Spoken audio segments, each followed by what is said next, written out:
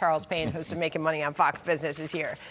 I mean, is this a misunderstanding? Is this a choice to just ignore the reality of basic economics, Charles? I think it's the latter, honestly. I think both Bezos and the API have been somewhat kind, if you will, being gentle, being polite. Listen, this is not an intern. President Biden has made this statement over and over again. They're typing in what he's saying, but these are his words, his belief, his feelings.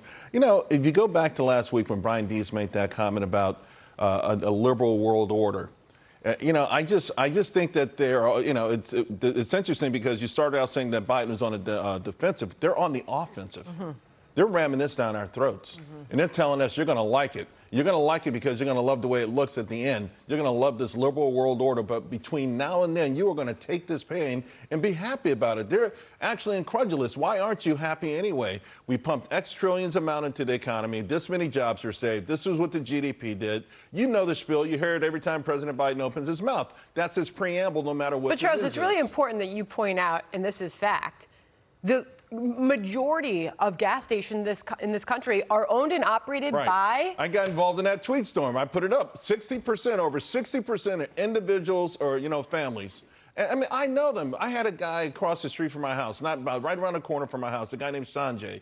I've watched this man suffer through the ups and downs. He is barely, we moved a year ago, so I haven't had a chance to go meet and talk with him since then. But he almost went out of business a few times because you know as well as anyone else, Sandra, crude could be $140 a barrel one year and a year later, $38 a barrel.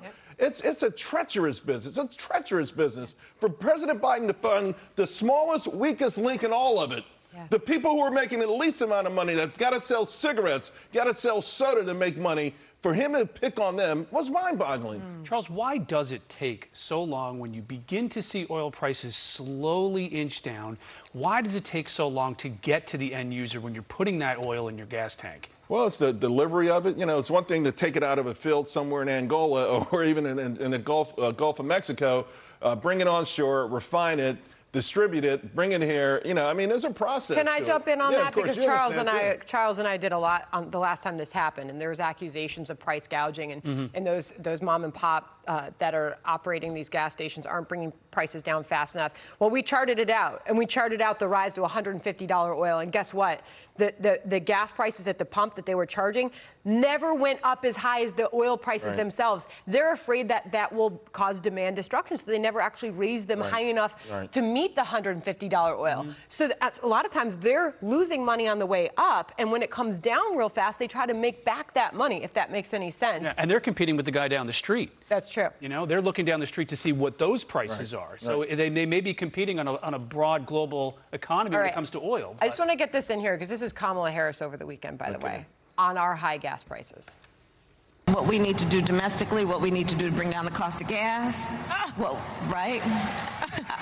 Right? I seen a meme the other day that said me Googling online how to make gas at home. Okay?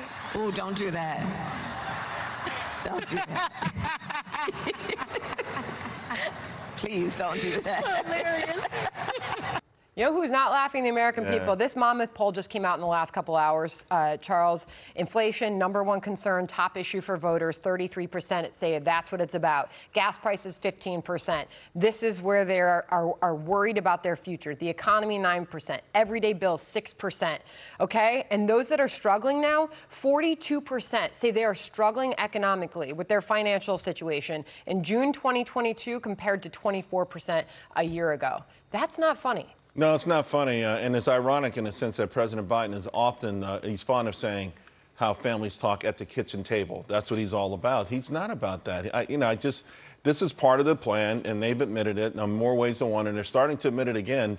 And you don't want to try to make gasoline at home or baby formula or anything else you might need. But people are really desperate for real.